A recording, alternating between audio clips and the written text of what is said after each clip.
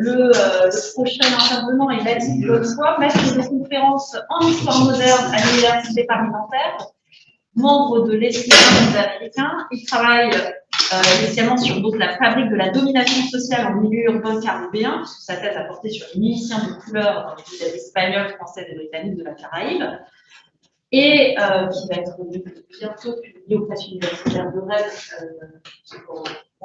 en mai, c'est ça, j'étais plus sûre du mois, au mois de mai. Plus récemment, il s'intéresse plus spécifiquement aux liens entretenus par les livres de couleur religieux, notamment à la question de l'ordination, c'est ce dont il va parler aujourd'hui, avec sa communication centrée sur l'accès des livres de couleur à la prêtrise dans les mondes ibériques au XVIe et XVIIIe siècle. Je remets mon compteur à zéro et c'est bon. Merci beaucoup Virginie.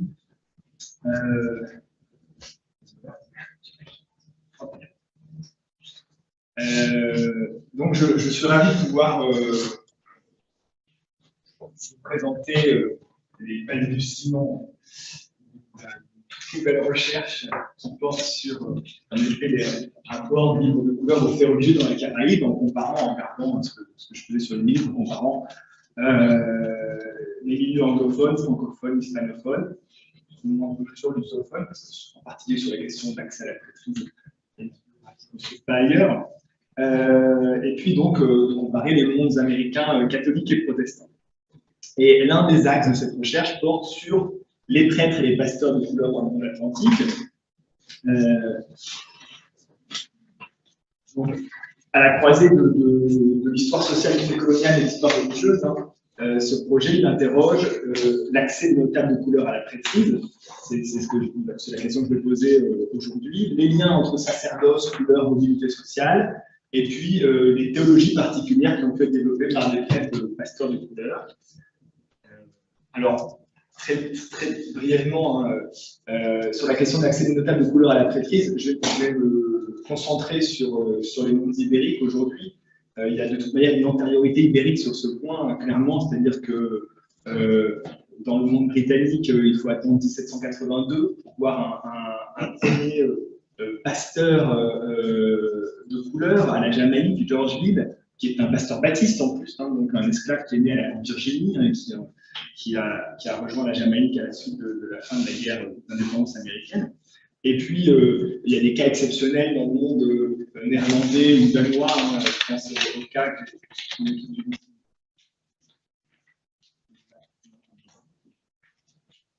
le cas de Christian Potten, né dans la côte de l'Or danoise, donc plus généralement les frères Moraves, notamment dans la deuxième moitié du XVIIIe, vont ordonner quelques prêtres de couleur en Atlantique danoise. Et puis le cas de Jacobus Capitaine, Côte de l'Or néerlandaise, en 1742. Et c'est des cas tout à fait exceptionnels. Dans l'Empire français, il n'y a pas d'ordination de prêtre de couleur avant 1840.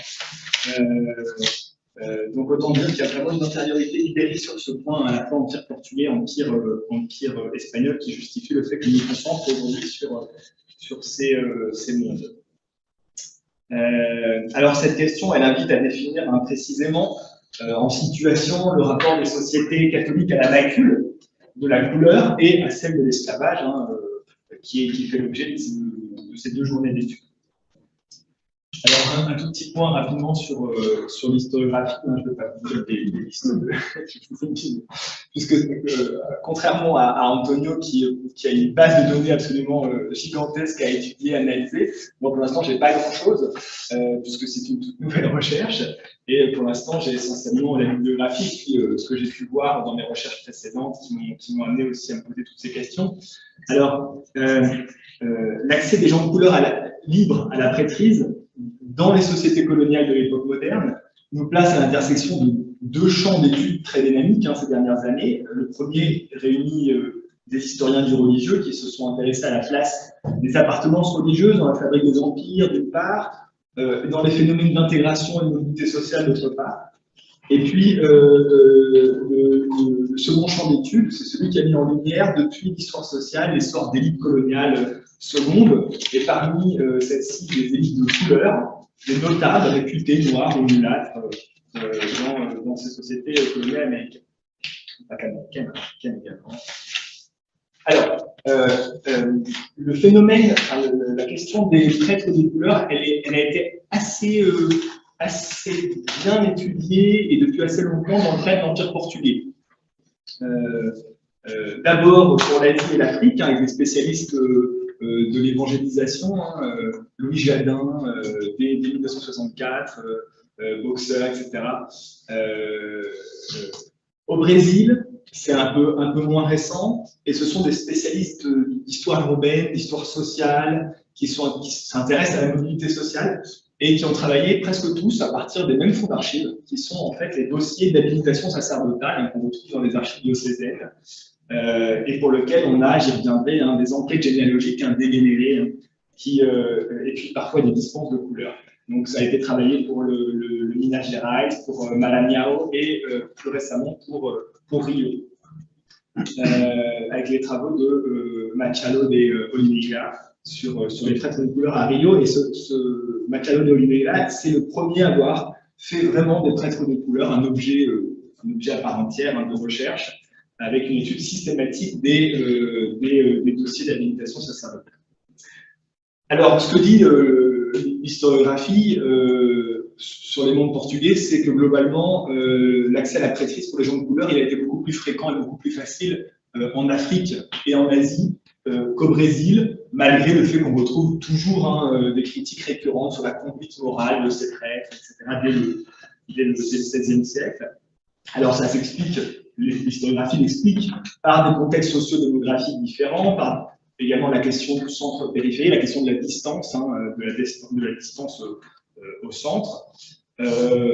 Bon, moi, je pense qu'il y a quand même d'autres éléments qui permettent d'expliquer ce constat. Il y a aussi le fait que les spécialistes de l'Afrique et de l'Asie qui ont posé ce constat assez tôt, ils se reposaient sur une historiographie au Brésil qui encore sous-estimait largement le phénomène de l'accès libre de couleur à la prêtrise. Encore en 2005, Russell Means, il décrivait que l'Église du Brésil est fermée aux gens de couleur, définitivement.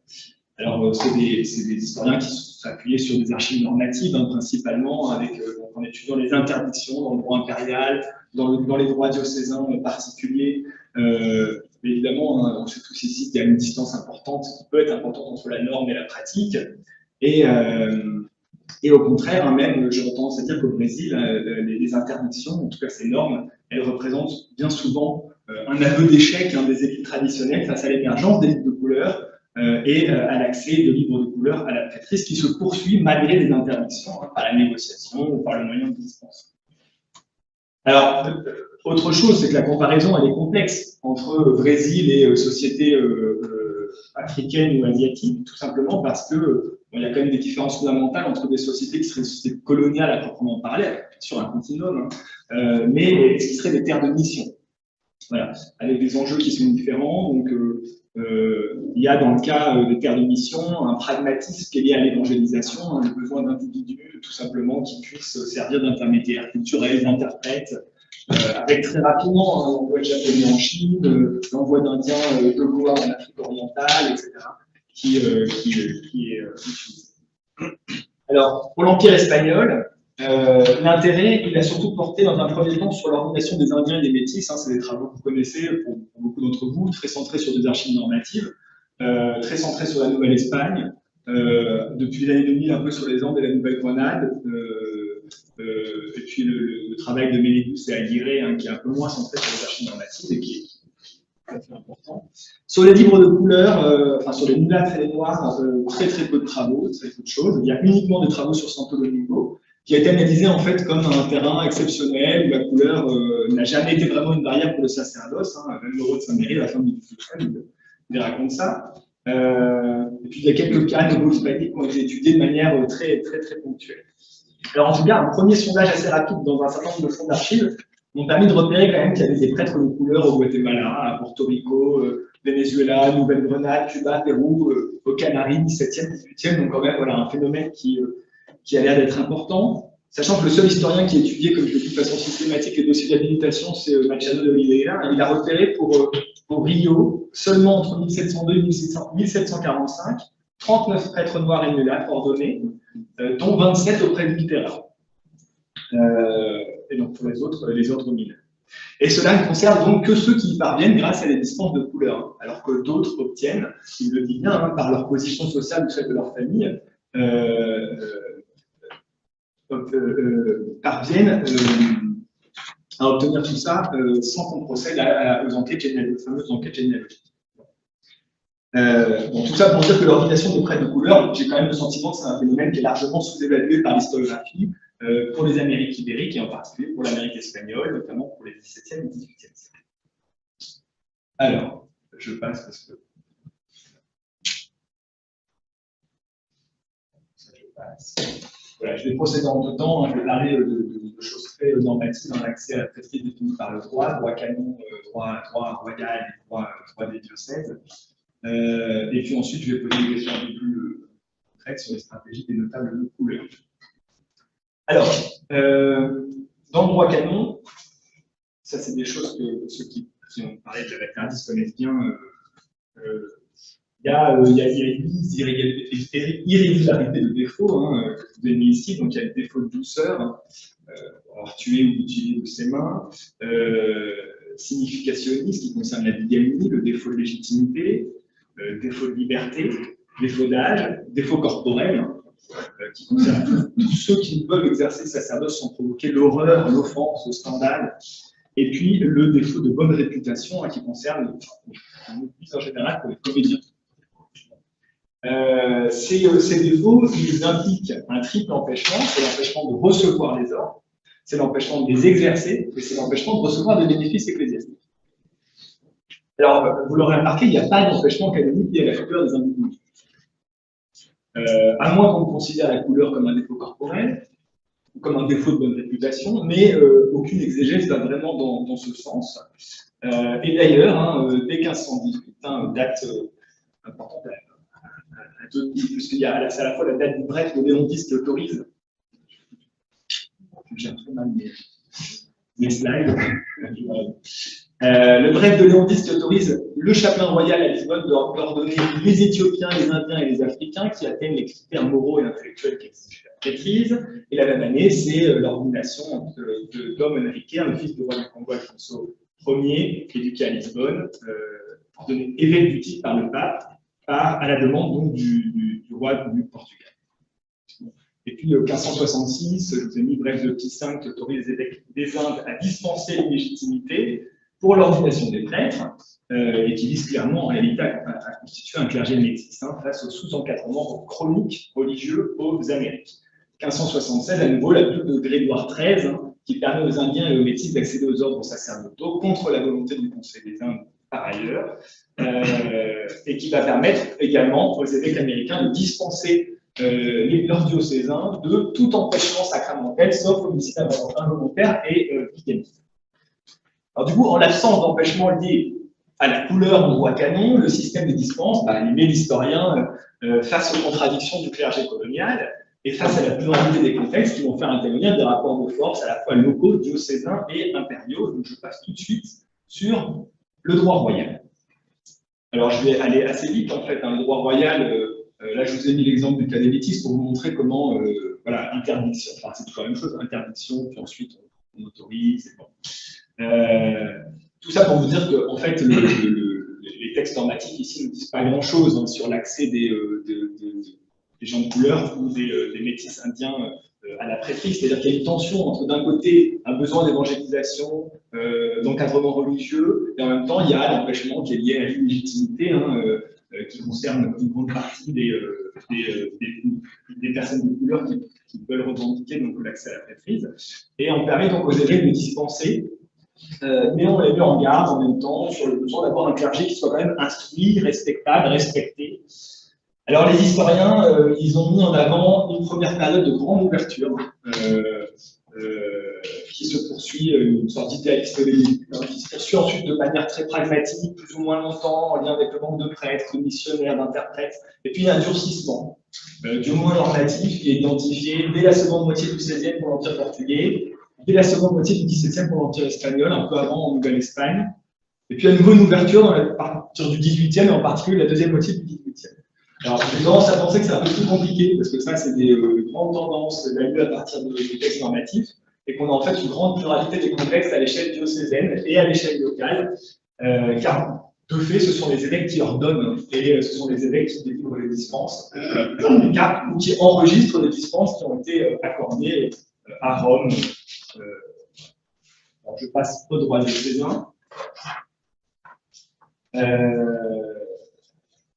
je vous ai mis ici l'exemple de Mexico.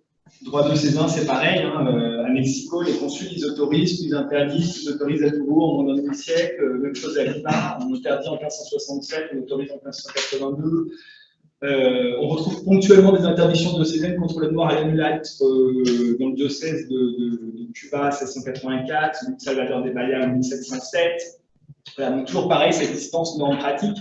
Les interdictions ne disent pas grand-chose des ordinations de livres de couleur, sinon que les élites traditionnelles ont beaucoup de peine à les empêcher. D'ailleurs, Saez Alamo, il a montré pour Santo Domingo qu'on n'a jamais ordonné autant de noirs et de mulâtres qu'après l'interdiction de Cézanne de 1622. Bon. Ce qui m'a intéressé dans ces interdictions, c'est à l'échelle royale ou diocésaine, c'est plutôt les motifs qui sont invoqués. Alors, l'incapacité intellectuelle ou religieuse en lien avec la proximité au paganisme, à l'esclavage, néoconverti dont on a beaucoup parlé depuis hier. Pour les métis mulâtres, la question de la vacardise, évidemment, qui intervient et qui est résolue en partie par la faculté précoce des évêques pour dispenser l'illégitimité. Et puis ce qui revient le plus, en fait, c'est la question du scandale. C'est-à-dire qu'on ne les respectera pas. On ne les respectera pas, le scandale va empêcher un sacerdoce actif, alors c'est ce qu'on retrouve dans l'interdiction de Mexico en 1555 au niveau du diocèse. Pareil à Santo Domingo en 1622, je cite, car de là, comme le montre l'expérience et les cas concrets, naissent les scandales et le mépris de l'Église. Même chose à Cuba en 1684, à cause de l'indécence du scandale, à moins qu'il y ait bien sûr des dispenses du siège apostolique et que leur vertu et lettres soient voulues.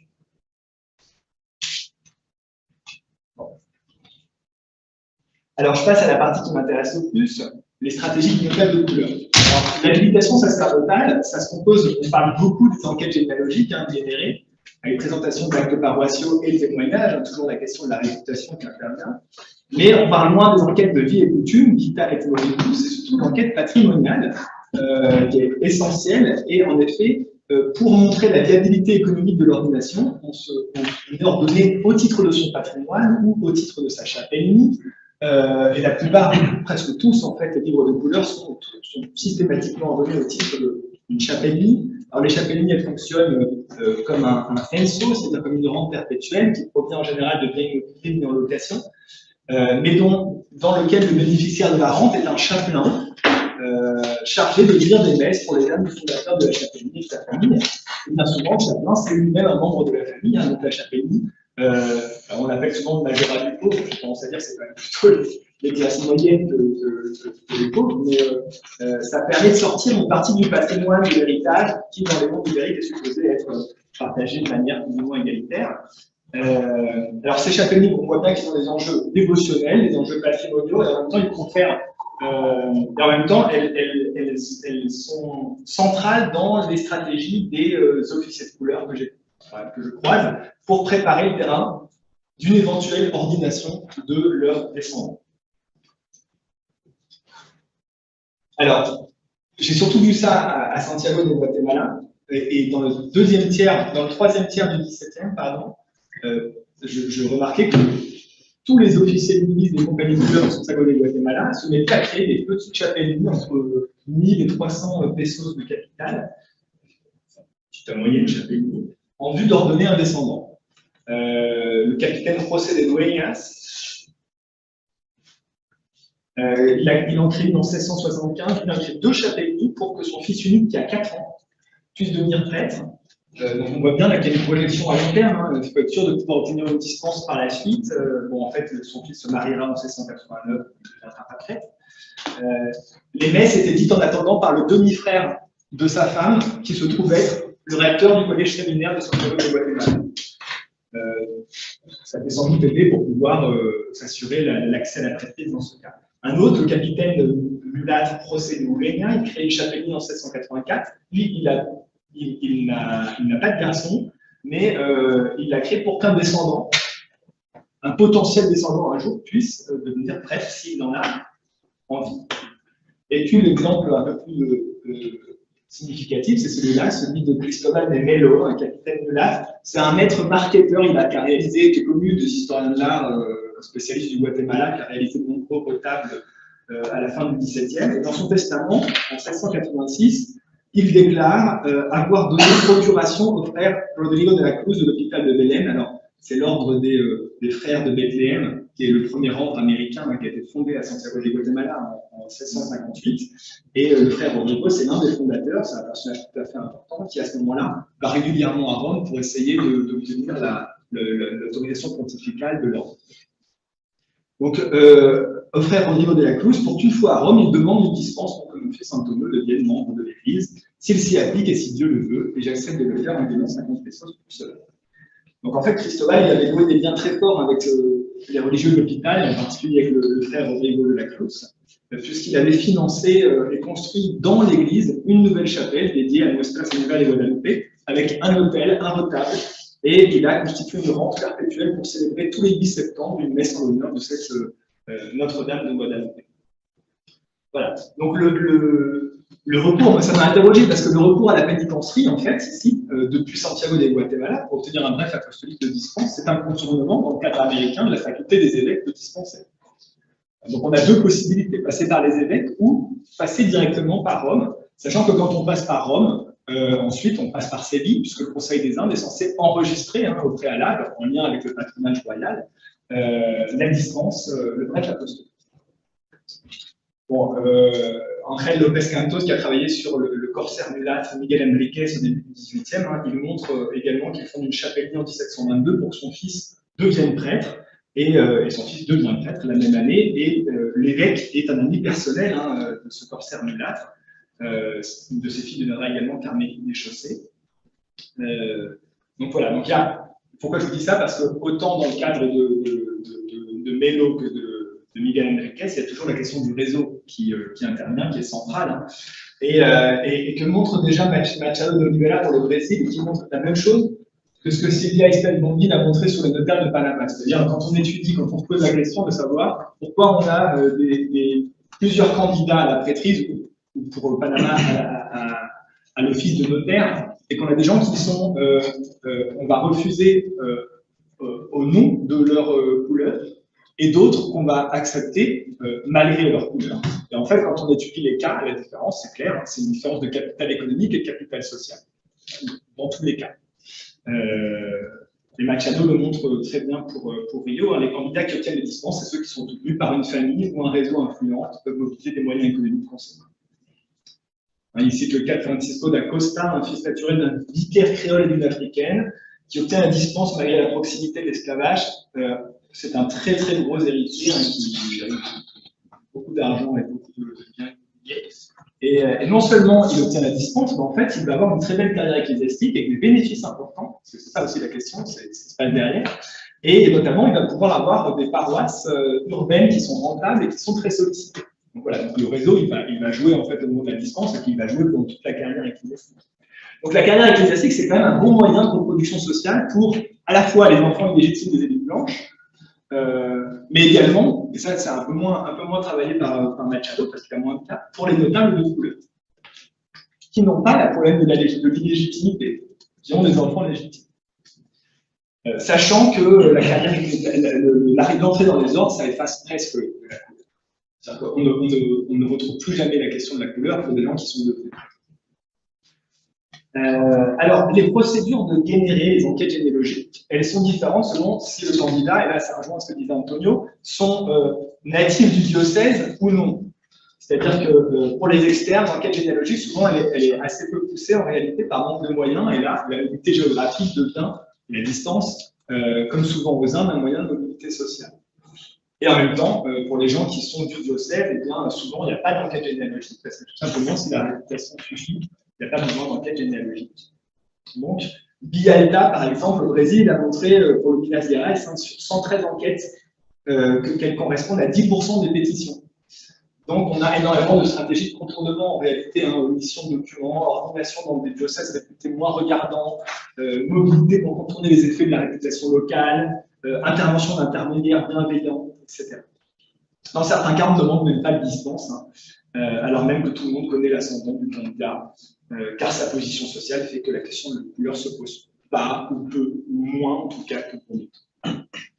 Donc cette dispense nord-pratique, hein, elle est à mettre en lien avec chaque contexte local, bien sûr, la question du réseau, est-ce qu'il y a un sous-encadrement religieux ou pas, le degré du métissage des élites locales, la faible rigueur des enquêteurs, etc.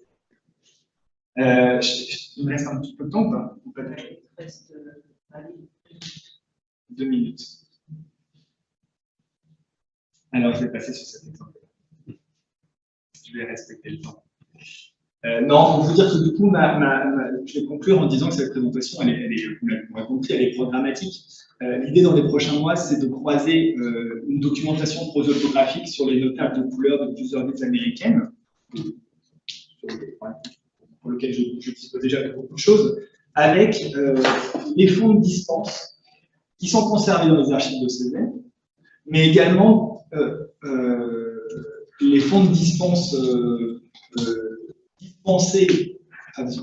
accordés par la pénitentiaire et qui sont conservés aux archives des Indes via ce système du passé, hein, de l'enregistrement. Et ce qui est intéressant, c'est que dans ces fonds qui se trouvent aujourd'hui à Séville, non seulement on a la dispense, mais on a tout le débat pour savoir à chaque fois si on accorde ou pas l'enregistrement. Donc là, il y a quand même quelque chose de très qualitatif qui va me permettre d'avoir une approche impériale, de repérer en fait des prêtres de couleur ou des candidats à la prêtrise dans des espaces dilatés de l'Empire. Alors, le problème, c'est que voilà, il faut absolument. Ça ne permet d'identifier que des candidats qui passent par un système de la dispense. Et ça ne permet pas non plus de travailler sur tous ceux qui n'arrivent même pas à ce stade-là, c'est-à-dire des stratégies, comme je l'ai vu pour Santiago Guatemala. Donc, on crée une chapelle, on s'imagine qu'on va pouvoir mettre son enfant va pouvoir devenir prêtre, et puis en fait, on n'y arrive jamais. Donc l'idée, c'est de croiser voilà, cette étude un peu plus par le bas, à partir des archives notariées, mais aussi à partir des livres de Chapelny, hein, tout simplement, pour repérer ces stratégies, et en même temps le croiser avec le cas des dispenses à une échelle qui serait un peu plus vaste. Voilà. Voilà. Bon, bah, je termine sur ça.